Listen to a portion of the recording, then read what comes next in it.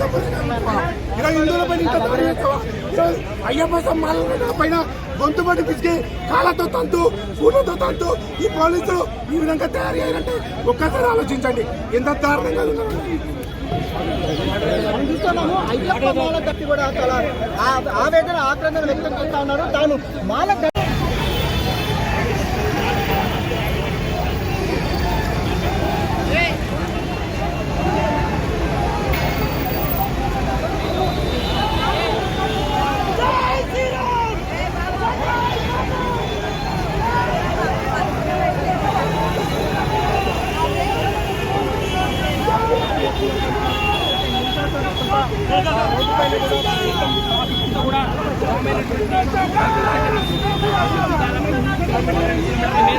traffic అంతా కూడా